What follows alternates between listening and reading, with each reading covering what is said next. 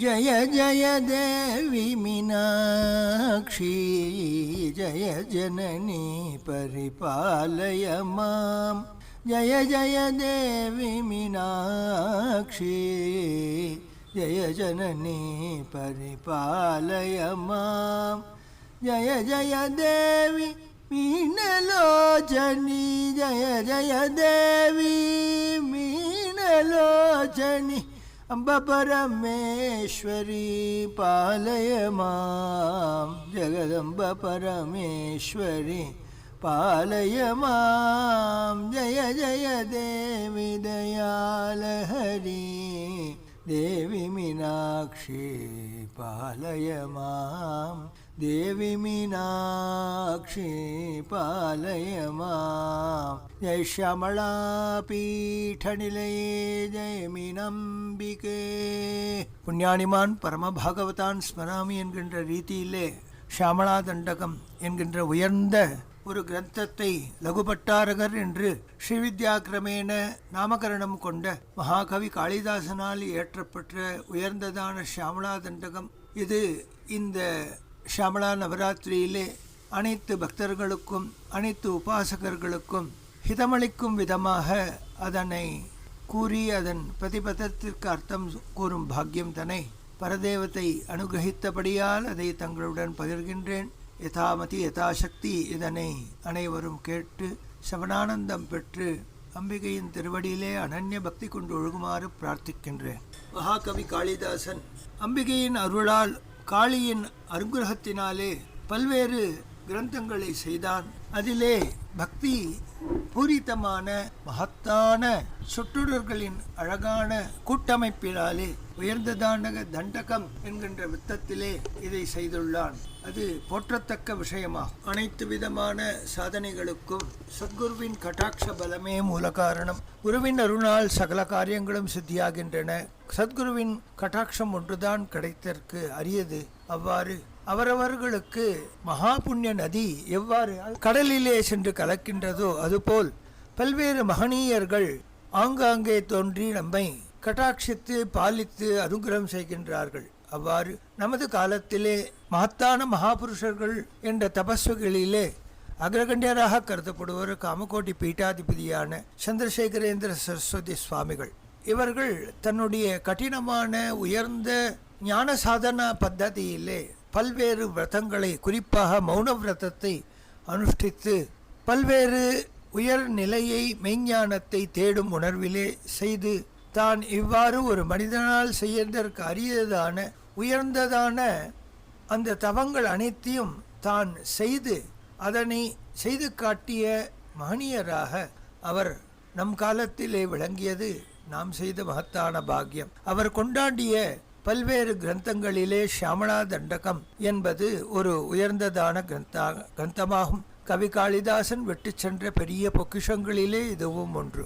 தண்டகம் என்பது உரைநடையிலே அமைந்த லட்சண விற்த்தியாகும். இது சம்ஸ்கிருதத்திலேயும் தெலுங்கிலும் கன்னட பாஷைகளிலும் நிறைய தண்டகங்கள் காண கிடைக்கின்றன. உயர்ந்ததாக தண்டகங்களுக்கே அதிகாரியாக விளங்கக்கூடிய மகனியர்கள் பல்வேறு இருக்கையிலே இந்த ஸ்தோத்திர பத்ததியை விஸ்தாரம் செய்ய வேண்டும் என்று பல்வேறு மகனியர்கள் ஈடுபட அவற்றில் ஷியாமளா தண்டகம் காளிதாசனால் செய்யப்பட்டது மிகவும் பிரசித்தி பெற்றதாக கருதப்படுகின்றது. இவ்வாறு வேதாந்த தேசிகரும் பிற்காலத்திலே கருட தண்டகத்தையும் வேளாம்பூர் வரத விஷ்ணு கவியானவர் கோமள தண்டகத்தையும் கோமளவள்ளி நாச்சியார் மீது கும்பகோணத்தில் உரைகின்ற சாரங்கபாணியின் தர்மபத்னியான பட்ட மகிழ்ச்சியான கோமளவள்ளி நாச்சியார் மீது அவர் செய்ததும் அவ்வாறே போதனா போகினி தண்டகத்தையும் மௌனி தண்டகம் என்று மல்லிகார்ஜுன பண்டிதரும் திரிசதி தண்டகமாக நண்டி தம்மண்ணாவும் இவ்வாறு பல்வேறு பாஷைகளிலே ஆஞ்சநேயர் பர்யந்தம் பல்வேறு தண்டக கவிகள் மிக அழகாக செய்து நமக்கு ஒரு பெரும் பொக்கிஷத்தை தந்துள்ளார்கள். இந்த தண்டகம் உரைநடையிலே அமைந்த விற்த்தியிலே ஆச்சரியமான பல்வேறு சொற்றொடர்களின் கூட்டமைப்பு. வால்மீகி பகவான் ஆதியிலே ரத்னாகரன் என்ற ஒரு வேடனாக இருந்து பின்னர் ஆதிகவியாக மாறி பல்வேறு கிரந்தங்களிலே ஆதிகாவியமாகிய ஸ்ரீமத் ராமாயணத்தை நமக்கு வழங்கியுள்ளார். அவரை பற்றி அவர் காலத்திலே வாழ்ந்த மகனீயர்கள் கூறுகையிலே தது உபகத சமாச சந்தியோகம் சம மதுரோபணதார்த்த வாக்கியபத்தம் ரகுவரச்சரிதம் முனிப்பிரணீதம் தசசிரசவதம் நிஷாமயத்வம் என்று ஒரு ஸ்லோகம். அவர் பிரச்சோதிதா ஏனபுரா சரஸ்வதி என்று அவருடைய ராமநாமத்திற்காக நாரத பகவானால் அனுகிரகிக்கப்பட்ட தாரகநாமத்தின் சித்தியினாலே சரஸ்வதி தோன்றி ஆதிகாவியத்தை நீ படைப்பாயாக என்று நாரதரால் ஆஞ்ஞை செய்யப்பட்டதற்கு சரஸ்வதி இணங்கி அவளுடைய வாக்கிலே அமர்ந்து அத்துணை சமாசங்களும் சந்தியும் யோகமும் மதுரமான பதங்களும் அர்த்த காம்பீரியம் நிறைந்ததான உயர்ந்த வார்த்தைகளின் தொகுப்பாக ரகுவரனாகிய ஸ்ரீ ராமச்சந்திர பிரபுவின் சரித்திரத்தை விஸ்தாரமாக ஆதிகாவியான ஸ்ரீ வால்மீகி பகவான் செய்தார். அதுபோல் ஷியாமளா தண்டகத்தை செய்ய முற்பட்ட கவி காளிதாசனுடைய வாக்லஹரியை மேம்படுத்த மகாகாளி ஆணையிட்டு அதனால் ஆச்சரியமான ஒரு தண்டகமானது மீனாட்சி தேவியான ராஜர் ஷியாமளா தேவியின் அனுகிரகத்தை அனைவரும் பெற்று உயர்ந்ததான இந்த தண்டக பத்ததியிலே ஆச்சரியமாக இவர் இதை செய்து அருளியதற்கு நாம் எத்துணை ஜென்மமெடுத்தாலும் இவருக்கு கடன்பட்டிருக்கின்றோம். பொதுவாக தண்டக லட்சணத்திற்கு ஒரு வாக்கியத்துக்கு 26 எழுத்துக்கள் கொண்டதாக அமைந்திருக்க வேண்டும் என்று விதி.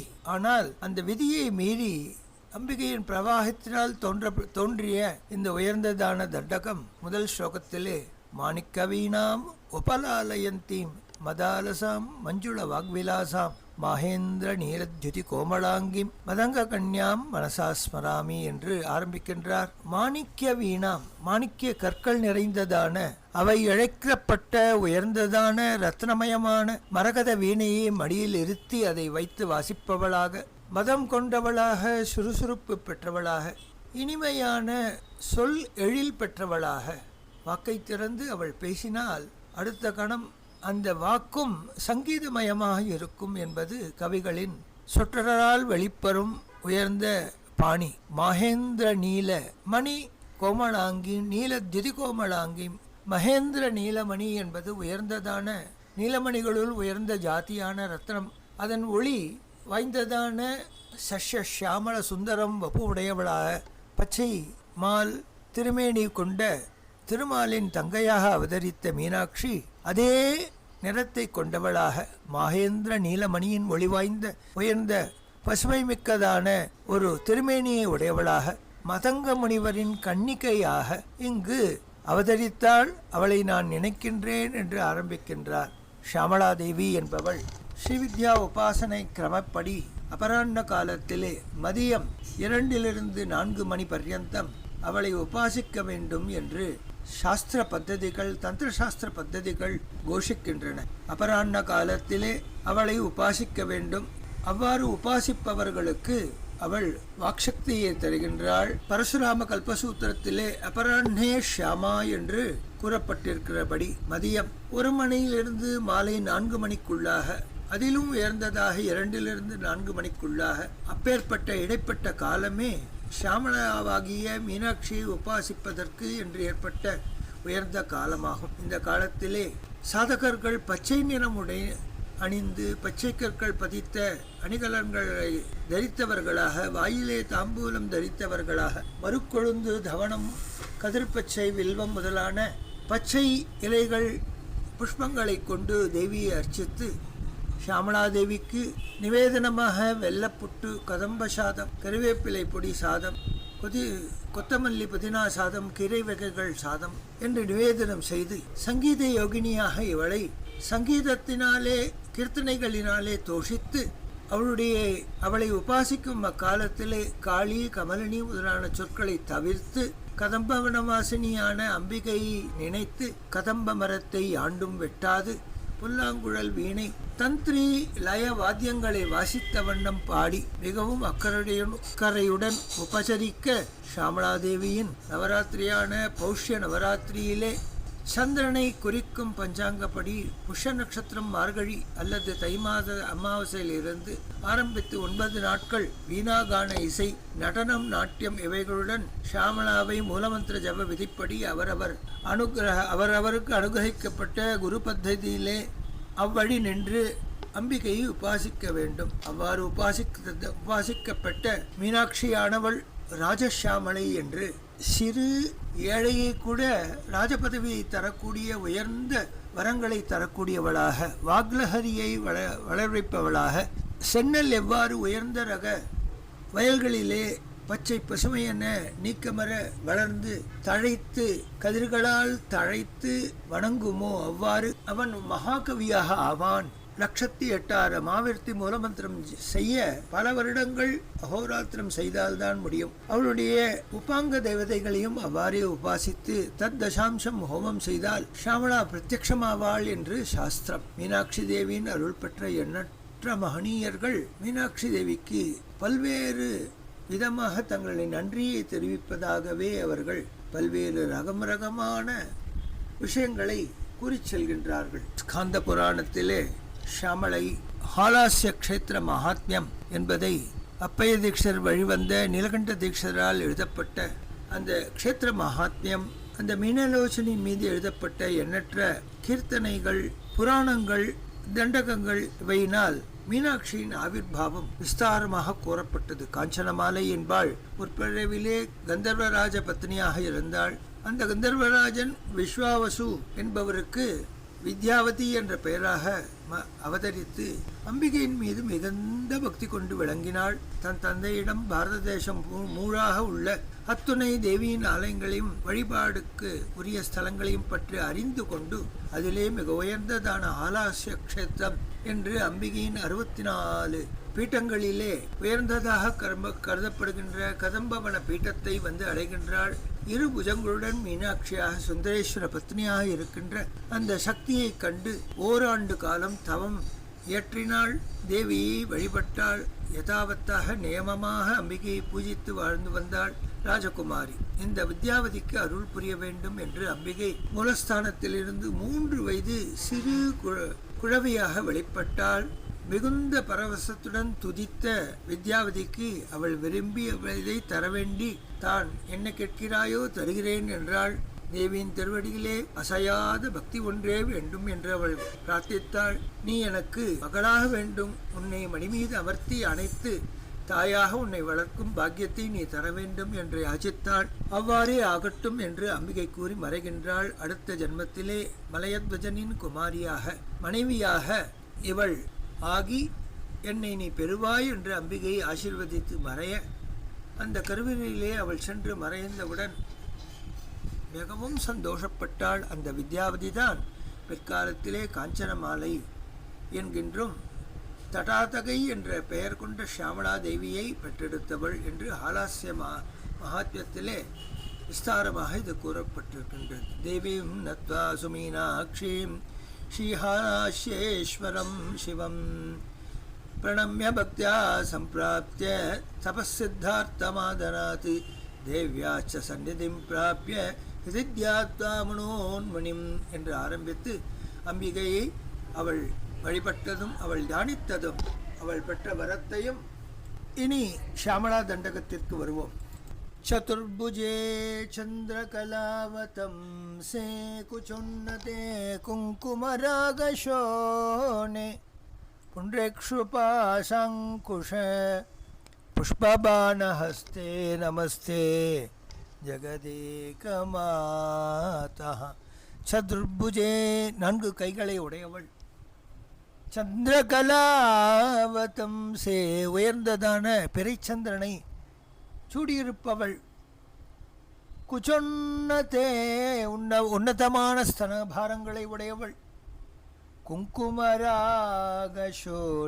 குங்குமம் போல செந்நிறமானவள், புண்ட்ரேக்ஷு செங்கரும்பு, பாசம், அங்குஷ புஷ்பபாணஹஸ்தே அங்குஷம் புஷ்பபாணம் செந்நிறம் போன்ற திருமேனி, செங்கரும்பு நிறமானவள், செங்கரும்பும் பாசமும் அங்குஷமும் புஷ்பபாணமும் இவைகளை கொண்ட கைகளை உடையவளாக, புஷ்பபாணஹஸ்தே நமஸ்தே ஜகதேகமாதா. உலகத்தனைத்திற்கும் ஜெகன்மாதாவாக இருக்கின்ற அந்த பரவஸ்துவான தாயான உனக்கு நமஸ்காரம் என்கின்றார். இவ்விடத்திலே முதலிலே தியான ஸ்லோகமாகவும் அடுத்து அந்த அம்பிகையின் வடிவினை ஆபாத மொழி பர்யந்தம் திருமுடி முதல் திருவடி பர்யந்தம், திருவடி முதல் திருமுடி பர்யந்தம் வர்ணிக்கின்ற அந்த அழகினை நாம் காண இருக்கின்றோம். மாதா மரகத ஷியாமா, மரகத ரத்னத்தின் ஒளி மிகுந்ததான திருமேனி. மாதங்கி மதசாலினி, மதம் கொண்டு மதசாலினியாக விளங்குபவள். கடாக்ஷயது கல்யாணி, குர்யாத் கடாக்ஷம் கல்யாணி என்று ஒரு பாடபேதம். குர்யாத் கடாக்ஷம் கல்யாணி, என்னதான் ஞானம் இருந்தாலும் அம்பிகையின் அருள், அம்பிகையே சத்குருவாக இருந்து இவளுக்கு மந்திரோபதேசங்களை செய்ததினாலே மேலும் நீ உன்னை வர்ணிப்பதற்கு நீ என் வாக்கிலிருந்து பேசம்மா என்று பிரார்த்திக்கின்றார். கதம்பவனவாசினி, உயர்ந்ததான கதம்பவனத்திலே யாண்டும் நிறைபவளான அவளை இங்கு துதிக்கின்றார். மேலும் ஜெயமாதங்கதனையே, மதங்கருடைய குமாரியாக அவதரித்தாள். ஜய நீலோத்பலத்யுதே, கருநீல நெய்தல் மலர் போன்ற அழகுடையவள். ஜய சங்கீத ரசிகே, உயர்ந்ததான சங்கீதத்தில் மகாரசிகையாக விளங்குபவள் இவளே. ஜெயலீலா சுகப்பிரியே, தான் விளையாடும் கிளியை அங்கு கையிலே தரித்திருக்கின்றாள். மதுரையிலே செங்கோலோட்சி மகாராணியாக வலம் வரும் மீனாட்சி தேவிதான் 64 திருவிளையாடல்களை செய்த சுந்தரேஸ்வர பத்னியாக அவதரித்து மதங்க குமாரியாக தட்டாத்தகையாக அவதரித்தாள். இவள் அமைந்த திருக்கோவில் கிட்டத்தட்ட ஆராய்ச்சியாளர்களின் கற்பனைப்படி 2500 ஆண்டுகள், 2500 ஆண்டுகள் பழமையானது என்றும் வைகை திருக்கரையின் அமைந்துள்ளது என்றும் மூலவர் சுந்தரேஸ்வரர் பக்கத்திலே அமைந்துள்ள அம்பிகையின் சன்னதியை கொண்ட உயர்ந்த திராவிட கட்டிடக்கலைக்கு பெயர் பெற்றது என்றும் தமிழகத்திலே 350க்கும் மேற்பட்ட மீனாட்சியின் திருக்கோவில்கள் அமைந்துள்ளது. அதிலே மூலக்கோயில் இது என்றும் புராணப்படி இக்கோயிலை பாண்டிய மன்னன் குலசேகர பாண்டியன் கட்டியதாகவும் மன்னனுக்கு குழந்தை இல்லாததால் சிவபெருமானே அவர் பிரார்த்தித்த வண்ணம் இருக்க பரமசிவனின் கிருபையினால் இவள் அவதரித்தார் என்று முழுமுதற் கடவுளாகிய சிவபெருமானின் அருளால் தோன்றியவள் இவள் என்றும் பழம்பதியான இந்த பாண்டிய நாட்டிலே தில்லைக்கூத்தனே தென்பாண்டி நாட்டானே என்று மாணிக்கவாசகர் கொண்டாடிய தன்னார் தமிழனுக்கு தன்பாண்டிய நாடு இது பல்வேறு சிவலீலைகளுக்கு ஆதார பீட்டமாகவும் பின்னர் உபாசனைக்கு என்று அம்பிகையின் அருள் பெற்ற மகனீயர்கள் எண்ணற்றவர்கள் நிறைந்ததுமான உயர்ந்ததான திருக்கோயிலே மீனாட்சி அம்பாள் அவதரித்து தட்டாதகையா அவதரித்து மதுரை திருப்பார்க்கடலை கடைந்தபொழுது நாகம் உமிழ்ந்த விஷத்தை இறைவன் மதுரமாக ஆக்கியபடியால் மதுரை என்றும், மதுரையை அழிக்க வருணன் ஏவிய 7 பெரும் மேகங்களை தடுக்கும் பொட்டு சிவபெருமான் சடையிலிடம் விடுத்த 4 மேகங்களும் 4 மாடங்களாக கூடி மதுரையை காத்தபடியால் 4 மாட கூடல் என்றும், சிவபெருமான் அணிகளின் ஒன்றான பாம்பு வட்டமாக தன் வாளை வாயினால் கவிழ்த்தி இந்த தலத்தின் நிலையை காட்டியபடியினால் இறைவனுக்கு ஆலவாய்நாதர் என்றும், சிவபெருமான் மதுரையின் மன்னனான மலையத்வஜ பாண்டியனிடம் பிட்டுக்கு மண் சுமந்து பிறம்படி பெற்றபடியால் சிவபெருமானை அதாவது பிரம்பால் அரசன் சாத்தியபடியால் சாத்தப்பர் என்ற பெயர் கொண்டபடியும், ஆக வித்ராசனனை கொன்ற இந்திரனுக்கு ஏற்பட்ட பிரம்மஹத்தி தோஷம் நீங்க கதம்பவனத்தை தேடி வந்து அவன் பூஜித்து பிரம்மஹத்தி தோஷத்திலிருந்து விடுபடுகின்றான் என்றபடியால் மதுரையம்பதி மிகவும் புகழ்பெற்றதாகவும் மிகவும் அரிதற்கும் அரிதான உயர்ந்ததான திருத்தலமாகும். மாணிக்ய வீணாம் உபலாலயந்தே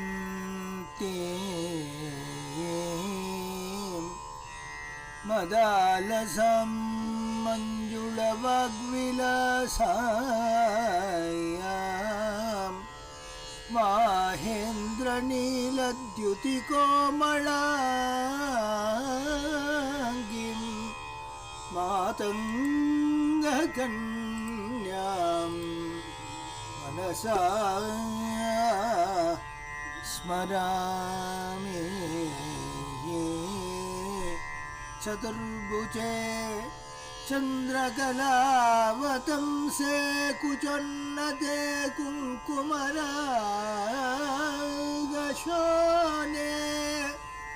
पुण्ड्रेक्षुपाशाङ्कुशपुष्पबाणहस्ते ये नमस्ते जगदेकमातः माता मरकतश्यामाया मातंगी मदशालिनी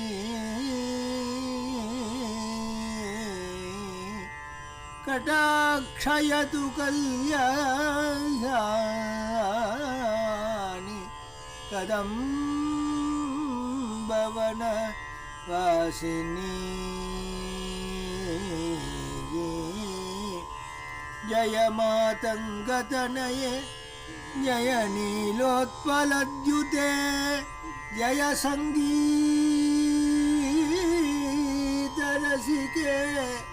जय लीलाशुकप्रिये जय लीलासुखप्रिये.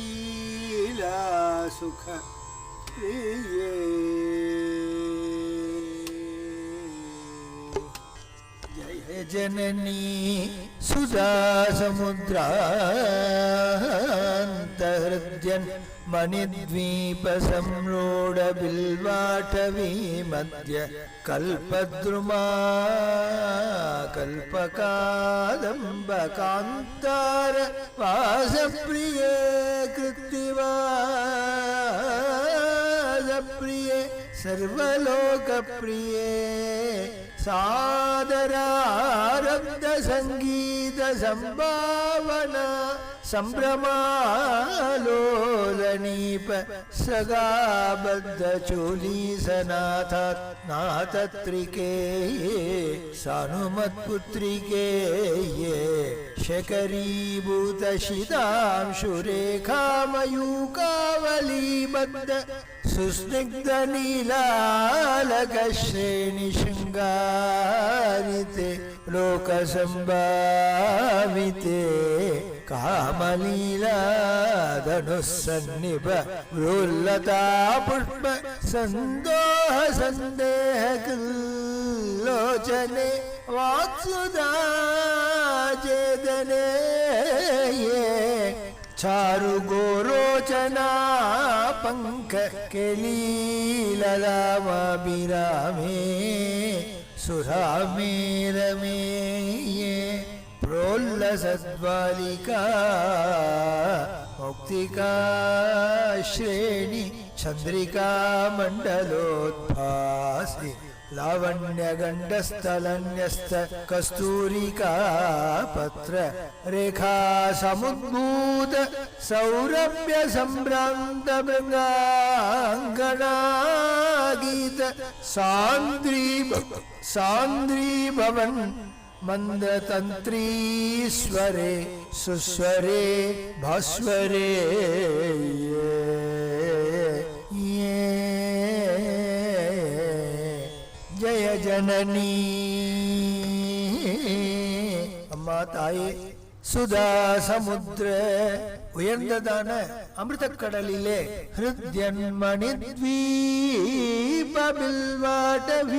மத்திய அமிர்தக்கடலின் நடுவிலே அமைந்திருக்கின்ற மணித்வீபத்திலே முளைத்த கல்பத்ருமா கல்ப உயர்ந்ததான பில்வ வனத்தின் மத்தியிலே கற்பக விருட்சங்களால் சூழப்பட்ட அலங்காரமான காதம்ப காந்தாரவாச பிரியே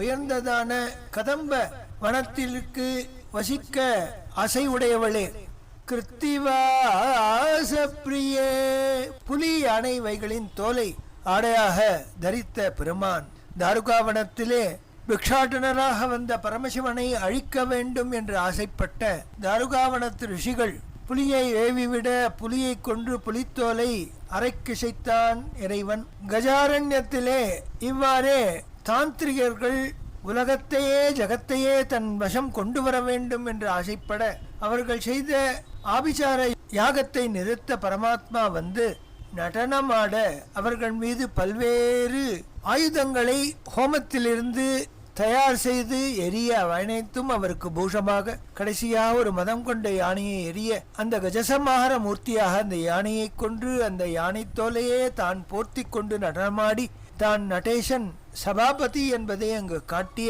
கஜசம்ஹார மூர்த்தியை இங்கு நினைவு கொள்கின்றார். புலி யானைவைகளின் தோலையே ஆடையாக உடைய பரமசிவனின் நாயகியே கிருத்திவாச பிரியே சர்வலோக பிரியே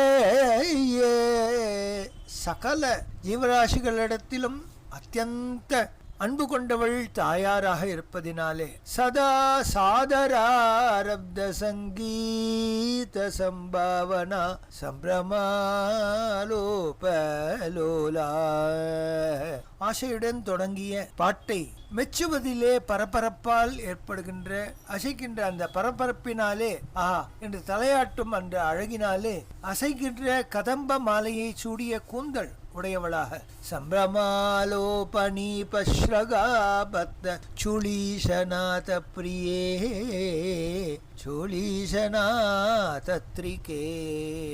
உயர்ந்த கதம்ப மாலை சூடிய கூந்தல் உடையவள் அதன் பின்கழுத்து உடையவள் சானுமத் புத்ரிகே உயர்ந்த ஹிமவானின் குமாரியாக அவதரித்தவள் शेखरीभूतशितंशु रेखामयूकावलीबद्ध சுஸ்னிக்தநீலாளகஸ்ரேணி சிங்காரித்தே அதி மனோகரமான உயர்ந்த திருமுடியிலே அலங்காரமாகிய திருத்தீய தினத்து சந்திரன் கிருஷ்ணபக்ஷ சந்திரனின் கலையை தரித்தவளாக அதன் ஒளி சமூகத்தினாலே ஆச்சரியமான மனோகரமான கருமை நிற நெற்றி வந்து மயிர்களினால் அலங்கரிக்கப்பட்ட திருநுதல் உடையவள் லோகசம்பாவிதே சகல உலகங்களிலும் வெகுமானிக்கப்படுபவள் காமலீலாதனு சந்நிபப்ரூல்லதா புஷ்ப சந்தோக சந்தேக கில்லோச்சனே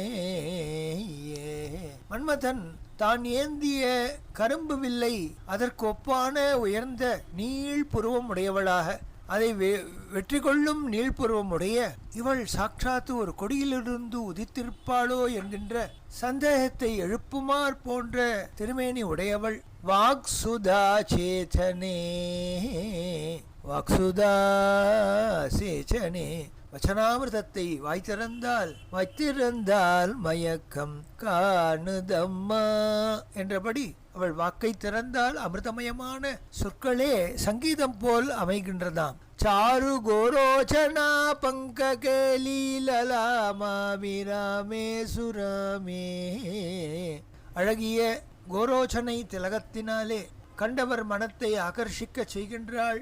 சுராமே மனோகரமான வடிவுடையவள் ரமே மகாலட்சுமி சாட்சாத் மகாலட்சுமி தாயார் இவள் அல்லவா. புரோல்லசத்வாலிகா முக்திக ஸ்ரேணிகா चंद्रिका मंडलोद्भासी लावण्यघंटस्थलन्यस्थ कस्तूरिका भद्ररेखा समुद्भूत सौरभ्य संभ्रांत भृंगांगना गीत सान्द्री भवत मंत्र तंत्रीश्वरे பளபளப்பான வாளியில் பதித்திருக்கின்ற முத்துவரிசை போன்றதான நிலவின் ஒளியால் பிரகாசிக்கின்ற கண்ண பிரதேசம், கண்ணாடியை ஒத்த கபோலத்திலாலே அந்த கண்ண பிரதேசத்திலே கஸ்தூரிகா பத்ர, கஸ்தூரி சித்திரரேகையிலிருந்து வெளிவருகின்ற வாசனைக்காக அதிவேகமாக வருகின்ற பெண் வண்டுகள் பாட்டு பாட அதனால் ஆகர்ஷிக்கப்பட்டு இனிய வீணையை மெட்டுகின்றாள் தாயார். சம்பிராந்த பிருங்காங்கனா கீத சாந்திரி பவத் மந்திர தந்திரீஸ்வரே, மந்திரத்வனியிலும் அந்த மரகத வீணையை மெட்டுபவளாக, சுஸ்வரே மதுரபாஷினியானவள், பாஸ்வரே ஒளிமிக்கவள் என்று இந்த ஷமலா தண்டகத்திலே அவருடைய வர்ணனை விஸ்தாரமாக கவி காளிதாசன் செய்த வண்ணம் இருக்க, இதன் அடுத்த பாகத்திலே இதன் மீதி வர்ணனையை நாம் அனுபவிப்போம். ஸ்ரீசக்கரவாசினிக்கு ஜயமங்களம், திவ்ய கதம்பவனவாசினிக்கு சுபமங்களம், ஸ்ரீ ராஜமாதங்கி தனக்கு ஜயமங்களம், ஸ்ரீ ராஜஷாமளை தனக்கு சுபமங்களம், மங்களரூபிணிக்கு ஜயமங்களம், திவ்ய சங்கீத யோகினிக்கு சுபமங்களம், ஸ்ரீசக்கரவாசினிக்கு ஜயமங்களம், திவ்ய கதம்பவனவாசினிக்கு சுபமங்களம், திவ்ய ராஜஷாமளை தனக்கு ஜயமங்களம், திவ்ய சங்கீத ரூபிணிக்கு ஜயமங்களம், நித்ய சுபமங்களம். ஜெய ஷமளா பீட்ட நிலையே மினம்பிகே.